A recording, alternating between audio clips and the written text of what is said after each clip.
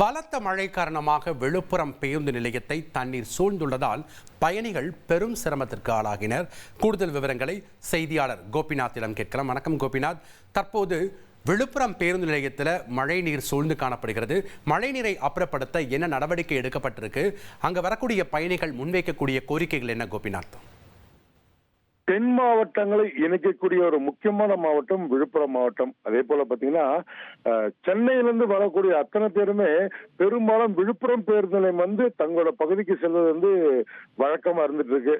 நேற்று இரவு முதல் இன்று அதிகாரி வரை காலையில பெய்த கனமழை பாத்தீங்கன்னா விழுப்புரம் சுற்றுவட்டார பகுதிகளில் மொத்தம் 19 சென்டிமீட்டர் மழை பதிவாகிருக்குங்க. இந்நிலையில புறநகர் பகுதி முழுவதுமாக சாலை வசதி பெரும்பாலும் இல்லாத பகுதிகளில் மழை நீர் ஆங்காங்கே தாழ்வான பகுதிகளில் தேங்கி பொதுமக்கள் கடும் அவதிக்கு ஆளாயிருக்காங்க. இது ஒரு புறம் இருக்க, விழுப்புரம் பேருந்து நிலையம் முற்றிலுமாக வெள்ள நீரால் சூழப்பட்டு பொதுமக்கள் பேருந்து நிலையத்திற்கு உள்ளேயே செல்ல முடியாத ஒரு அவலநிலை தொடர்ந்து இருந்துட்டு இருக்குங்க. விழுப்புரம் பேருந்து நிலையம் கட்டி பார்த்தீங்கன்னா 25 ஆண்டுகளுக்கு மேலாகியும் இந்த பேருந்து நிலையம் விழுப்புரம் இருக்கக்கூடிய ஒரு முக்கியமான ஏரி, இந்த ஏரியில தான் இந்த பேருந்து நிலையம் கட்டினாங்க. ஆனால் இந்த காலம் வரை அந்த பேருந்து நிலையத்துக்குள்ள தேங்கக்கூடிய தண்ணீரை பல்வேறு வழிகளில் வெளியேற்றத்துக்கு முயற்சி பண்றாங்க. ஆனால் இதுவரை அந்த எடுக்கப்பட்ட முன்னெடுப்புகள் பெரும் தோல்வியில் தான் முடிஞ்சிருக்கு. சமீப காலமாக ஒரு 8 கோடி மதிப்பில் ராட்சச மோட்டார்கள் வைத்து இந்த தண்ணீரை வெளியேற்ற நடவடிக்கை மாவட்ட நிர்வாகம் தமிழக அரசும் எடுத்திருக்காங்க.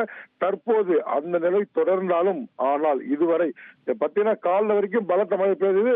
இதுவரை அந்த தண்ணீரை முழுமையாக வெளியேற்ற முடியல.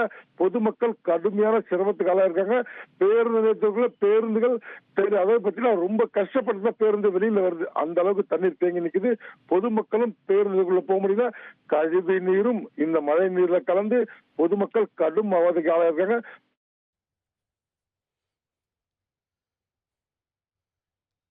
நன்றி கோபிநாத் உங்களுடைய தகவல்களுக்கு. இனி செல்லும் இடமெல்லாம் செய்தி. தந்தை டிவியின் வாட்ஸ்அப் சேனலை ஃபாலோ பண்ணினா செல்ல இருக்கும் இடமெல்லாம் செய்தி. இதோ QR கோட் இப்பவே ஸ்கேன் பண்ணுங்க, ஃபாலோ பண்ணுங்க.